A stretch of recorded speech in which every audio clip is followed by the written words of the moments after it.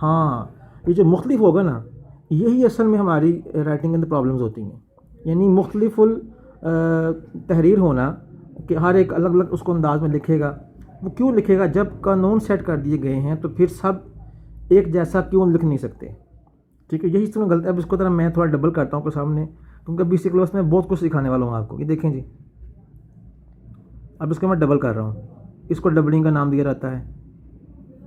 अब ये डबलिंग आप किसी से करवा के देखें, डबलिंग इस तरह से की जाए कि अगर हम उसको दूर से देखें तो वो कलम के साथ या कट पेन से लिखा मालूम हो। अब देखें जी, ये एक अलग चीज़ है।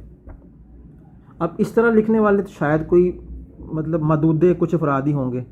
ठीक है, अब अगर इसको मैं लिखूँ कट मार्कर के साथ, आप देखेंगे तो उसके साथ उसकी शक्ल बिल्कुल ही बदल जाएगी।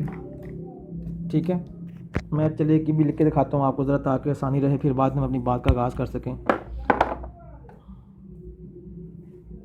ये देखें जी,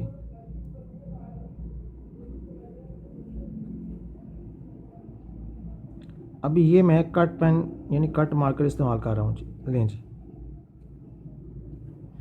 अच्छा चलें, ये तो बात होती रहेगी, हम ज़रा बात का अपना समेट लें। इन्हीं 3 अल्फाज से मैं बात लाता हूँ जी। अब देखें, pointer, doubling, outline, cut marker. अब इसमें एक चीज़ का गौर किया आपने, ये जे देख लें, ये देख लें, ये देख लें, लाइन के ऊपर है, शक्ल बरकरार है।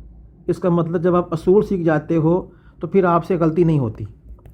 हमने असूल सीखे हुए हैं ना, सिखा रहे हैं कि जे लाइन के ऊपर आएगी और नीचे नहीं आएगी। रा, दाल, जो भी इस कबीले के लेटर्स हैं, वाओ, दाल, जैसे देखें दाल है, रा है, वाओ है, जे है, हे है, हमज़ा है, ये तमाम चीज़ें। ठीक है, ये तमाम लाइन के ऊपर आती हैं।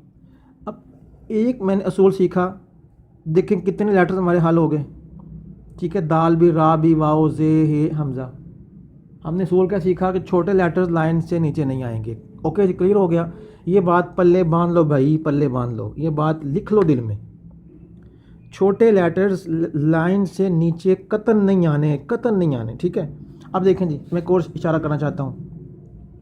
जिन रूप में दायरा आ रहा है ना जी, दायरा, जैसे सीन है, जैसे जीम है, जैसे लाम है, नून है।